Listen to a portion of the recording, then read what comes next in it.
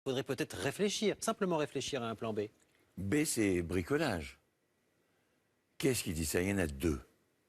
Il y a M. Georges Fenech, que j'aime bien. Je rappelle qu'il est quand même magistrat. Et qu'il y a une règle, c'est la présomption d'innocence. Il était notre invité tout à l'heure. À votre place, si vous voulez bien, on écoute ce qu'il dit et puis vous réagissez. Mais oui. Nous ne sommes plus en mesure, moi, mes collègues parlementaires avec qui je m'entretiens, de mener une campagne. C'est terrible. C'est terrible. On ne peut plus rien dire. Qu'est-ce qu'on va faire? Les bras croisés? On nous demande quoi aujourd'hui? Sur le terrain, le week-end, vous avez le sentiment que c'est... de jouer l'orchestre du Titanic, quoi. J'ai entendu certains collègues ce matin au QG dire « Je préfère être battu, mais te suivre jusqu'au bout ». Certains ont dit ça. Oui, mais pardon. Moi, je ne pense pas à mon intérêt personnel. Je pense à l'intérêt du pays. La situation, elle est intenable.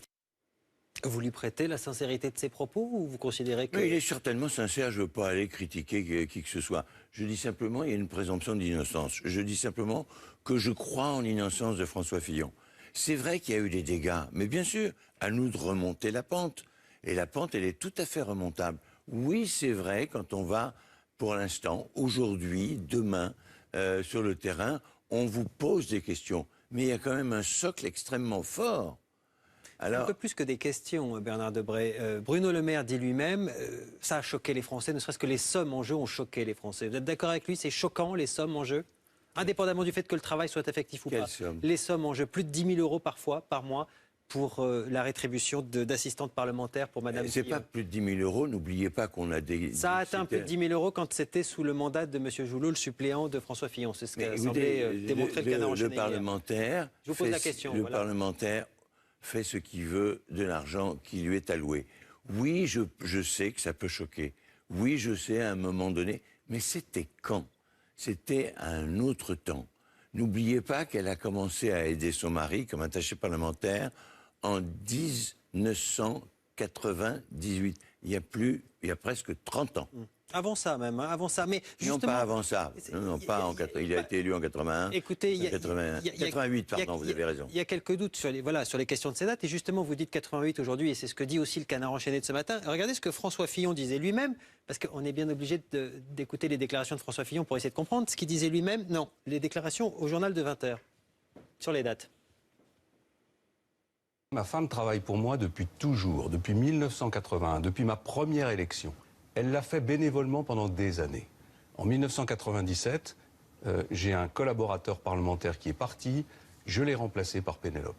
Et elle est restée ma collaboratrice avec une interruption lorsque j'étais à Matignon jusqu'en 2013 où j'ai choisi de cesser cette collaboration. Ouais, juste cet exemple. Il dit bénévole avant 97, on apprend ce matin qu'en réalité ça a commencé effectivement en 88. D'où ça vient, tous ces problèmes? C'est de la mauvaise communication? C'est de la mémoire qui flanche? Non, mais c'est que... Ça génère du doute quand même. Il l'a dit, de 81 à 97, elle était sa collaboratrice. Elle avait un contrat en 88, on a trouvé le contrat. Bon, il avait peut-être oublié qu'il avait signé le contrat, mais il y avait un contrat et elle était là tout le temps avec lui. Et quand vous interrogez les gens de Sablé, les gens vous disent, oui, on la voyait tout le temps avec elle et lui. Bon, voilà. Donc ce n'est pas un emploi fictif, comprenez-le. Donc il n'y aura pas de mise en examen, il n'y aura pas. Alors après qu'on nous dise, oui, les sommes, oui, mais les sommes, elles sont, je dirais, voilà, c'est à la discrétion du parlementaire. On lui alloue 9 500 € par mois, il en fait ce qu'il veut pour rétribuer des collaborateurs. François Fillon a fait un petit peu évoluer ses accusations ce soir, ou en tout cas précisé. Il a commencé par parler de boules puantes. Aujourd'hui, on sait selon lui d'où elles viennent. Il parle tout simplement d'un coup d'État institutionnel. On sait d'où ça vient, dit-il. Ça vient de la gauche au pouvoir. Regardez le mot. Coup d'État institutionnel. Est-ce que c'est la bonne défense, selon vous, que d'attaquer les institutions? Mais c'est la vérité. Qu'est-ce qui se passe? Nous avons un... C'est Nicolas Sarkozy qui faisait ça d'habitude quand Attendez, une affaire judiciaire. ne mettez pas Nicolas Sarkozy là-dessus. Tiens, il y a une chose qui est intéressante. C'est que Nicolas Sarkozy était englué dans des procès, futurs procès. On n'en parle plus. Il ne gêne plus. Qu'est-ce que vous voulez dire? Bah, simplement que maintenant, on a pris dans la cible François Fillon, on a oublié Nicolas Sarkozy. Vous voulez dire que c'est un coup des sarkozystes pour détourner la Pas du lumière? tout, C'est je ça que vous voulez trouve que dire? c'est Non, j'essaie de l'État. comprendre. L'État, on nous dit un juge, c'est pas un juge. Monsieur Nadal n'est pas un juge. Monsieur Nadal est un Président procureur. de la Haute Autorité pour la Eh Transparence. bien oui, il a été nommé par qui? Par Monsieur Hollande. Ce sont des gens qui ont été nommés par Monsieur Hollande, qui dépendent de Monsieur Hollande, c'est le parquet, ils dépendent de Monsieur Hollande, et qu'il y ait là une manipulation, c'est évident, tout le monde le sait, tout le monde le dit. Alors au début, on ne savait pas très bien d'où ça venait, mais on sait très bien. Est-ce que c'est pas un peu dangereux que d'attaquer toutes les institutions à un moment donné au principe d'une défense, quand on voit justement que ces institutions-là, et politiques en particulier, elles n'ont plus beaucoup de crédit auprès des Français?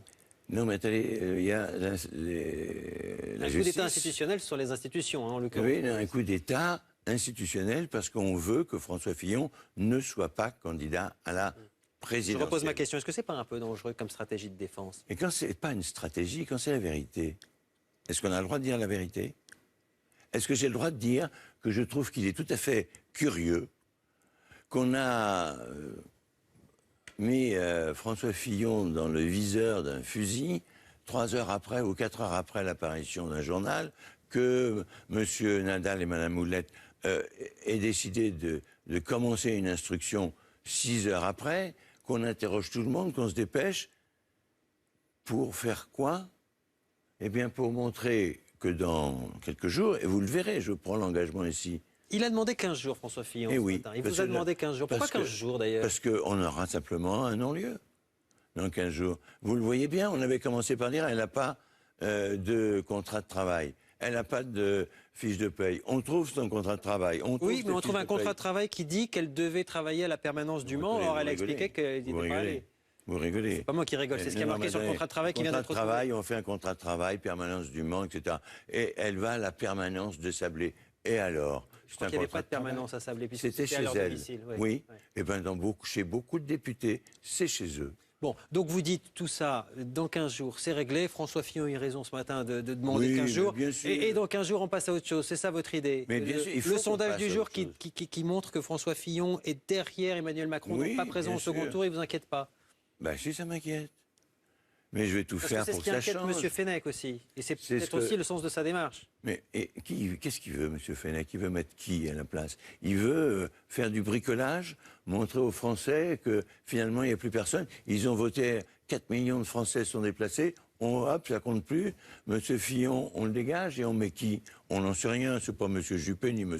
Sarkozy. C'est François Fillon qui a été désigné. Il a été injustement attaqué. Nous le défendons et nous aurons 2 mois pour présenter Desbray, son Monsieur, programme. Monsieur Fenech, puisque vous êtes à l'opposé de sa position et qu'il était à cette place tout à l'heure, disait qu'il considérait qu'indépendamment de la réponse judiciaire, pour lui, il y avait un problème d'ordre éthique et moral. Qu'est-ce que vous en pensez? Mais il a tort. Ça veut dire que tous les députés qui ont des attachés parlementaires ont un problème éthique et moral? Non. Tous les Attaché parlementaire, membre de sa famille, Mais il y en a combien? Il y en a une centaine. payé 3 ou 4 fois le prix de l'attaché parlementaire moyen. Qu'est-ce que vous en savez? Ah ben, ce sont les moyennes nationales qui sont données par les associations. J'ai regardé, moi, d'assistants combien je parlementaires. payais mon assistant 3 000 en parlementaire. moyenne. 3600, mon attaché Donc parlementaire. vous êtes au-dessus. 3 000 en moyenne, voilà. Ben oui, il y en a qui payent 4000, ça dépend du nombre d'attachés parlementaires que l'on a. On a une fiche de paie. Et je vais vous dire une chose qui est très intéressante. C'est qu'à l'époque où Pénélope Fillon travaillait pour son mari, si elle n'avait pas travaillé, eh bien, l'argent aurait été versé directement sur le compte de François Fillon. L'argent aurait été versé directement sur le compte de François Fillon. On ne le rendait pas à l'Assemblée. Maintenant, on le rend, c'est une bonne chose quand on ne l'utilise pas. Mais auparavant, on avait le droit de le récupérer pour soi-même. Expliquez-moi Donc, vous pourquoi Fillon aurait embauché sa femme alors qu'il aurait pu prendre cet argent pour lui. Vous dites beaucoup de bruit, beaucoup de vagues, pour rien, et le calme est de retour dans 15 jours. C'est ça, si je comprends bien le message de ceux qui font bloc derrière François Fillon ce soir. Oui, et vous savez, il y a beaucoup de députés, il y en a peut-être 2, 3 qui se posent des questions. Apparemment, ils étaient 6 à avoir signé son appel ce soir, c'est ce qu'il nous a dit. Si, l'appel de qui? Et de M. Fenech. Ah bon, mais je voudrais les voir, je ne les ai pas vus. Ben, il vous en parlera probablement demain, mais là, il venait de regarder Je vais son vous dire une portable et il chose. m'a dit on est à 6. On est à beaucoup de députés qui sont derrière François Fillon, la quasi-totalité. Quand il y a une tempête, on reconnaît les vrais marins. C'est ceux qui font face. Merci, Monsieur Debré, d'être venu répondre à nos questions ce soir. À suivre, on se retrouve pour le journal et pour le grand décryptage. On reviendra justement sur la stratégie de défense et de communication de François Fillon dans cette crise. À tout de suite.